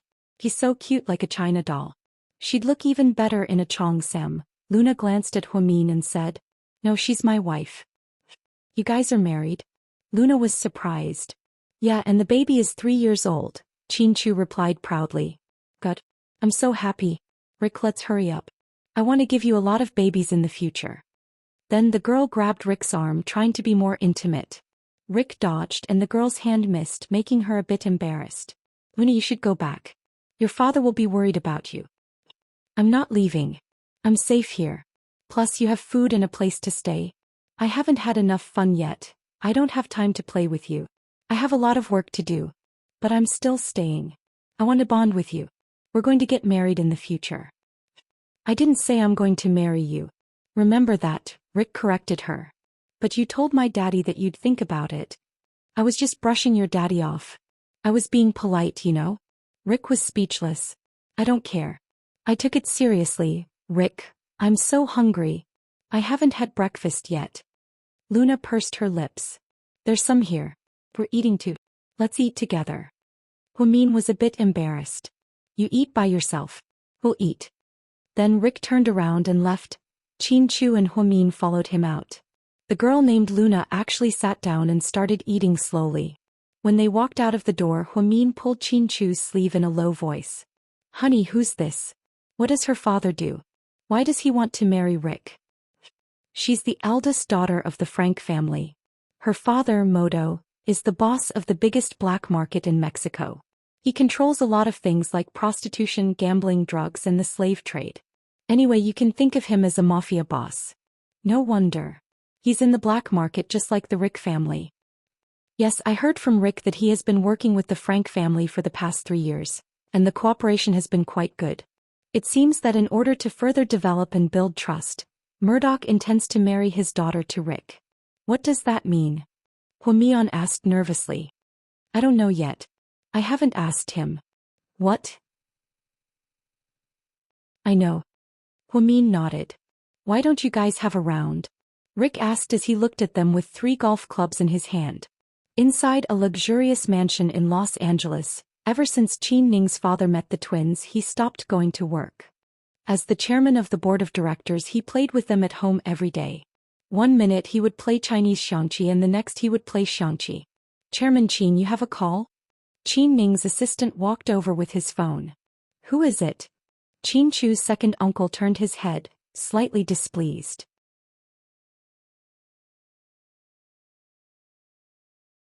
Chapter 1944. They said there's a meeting in the afternoon and they need you to go back. I'm busy. Let them handle it. Qin Chu's uncle waved his hand. Grandpa, it's not right for you to go like this. Little Bean instructed. I have to go like this. Otherwise I'll be eaten. Qin Chu's uncle argued with Little Bean like a child. No. If you go like this you'll fall into my sister's trap. She's very cunning. She set a trap for you. Idiot. As soon as Little Bean finished speaking, Qin Chu's uncle's chess piece fell onto the ground. Pudding picked up a chess piece and slammed it down on the chessboard. Checkmate, Qin Chu's uncle. Little Bean said, see? What did I just say? I told you but you didn't listen. You're such an idiot. Grandpa, you're such an idiot. Is there any room for negotiation? Qin Chu's uncle asked. Grandpa, it's a checkmate. Pudding smiled. Hey. I lost again. Qin Chu's uncle took out $100 from his wallet and handed it to Pudding. Little Bean craned her neck and looked at Qin Zhaozhao. Wow, not bad. You played chess and mobile games with second grandpa early in the morning. You must have won a few thousand yuan. Qin Zhaozhao, you're very smart. Do you think I'm like you who only knows how to eat? Pudding didn't care. I just enjoy life. I'm not like you. You're a miser, Little Bean mocked her sister. Whatever you say. You don't know what I'm thinking. You don't need to know. Qin Ning came back from her morning jog. Seeing the old and young playing so happily, she immediately ran over to join in the fun. What's going on? How's the game? Qin Ning asked. Andy, you're back just in time. Hurry up and save your dad. Little Bean covered her mouth and laughed. So serious? You're using the word save? Of course. If you didn't come back, Grandpa would have lost so much that he couldn't even wear his underwear. Little Bean, don't talk nonsense. How can you say that about Grandpa? Qin Chu's uncle almost collapsed. All right, let me put it in another way. Second Grandpa has lost so much that he only has his underwear left. Qin Ning's father. Daddy, what's wrong with you? Was it okay to lose to a kid? Didn't you say you were an expert in Chinese chess? There's always someone better than me out there. Today I've been defeated. What's the saying again? The student surpasses the master. Qin Ning's father sighed. That's not right, Grandpa Qin. There's a saying that goes like this. The younger generation surpasses the older one and slaps the older one hard on the beach. Little Bean sighed as she ate the cream cake. You little brat. Qin Ning pointed her finger at Little Bean. Pudding. Did you learn how to play Go from your mom? Qin Ning's dad knew that Huamin was a talented girl with a high IQ. He was a fast learner. No, my mom doesn't have time. She's usually busy at the company. Then who did you learn from? Qin Chu's uncle was surprised. I read some basic lessons and played Chinese chess on my phone for a few days. Later, when I went to the Su family, I would play a few rounds with Grandpa Su and Grandpa Su. You know, when you play against an expert, you'll naturally become good at it. Pudding said with a serious expression. Wow, you're so good at playing games at such a young age. Qin Ning's dad really liked the twins, not only because they were smart but also because they were the Qin family's flesh and blood. They didn't come easily. Dad, hurry up and go to the video conference. I'll clean up and we'll go out for hot pot. Qin Ning pushed her father out. Then the two little guys hopped out of the room as well. Qin Ning cleaned up the tatami study. Half an hour later she came out and looked around but didn't see the twins. Where are my nieces? Qin Ning was puzzled. You're tuning in to the Biao's Wuxiao Chronicles YouTube channel. Don't forget to subscribe and join us on this journey to catch the most captivating stories.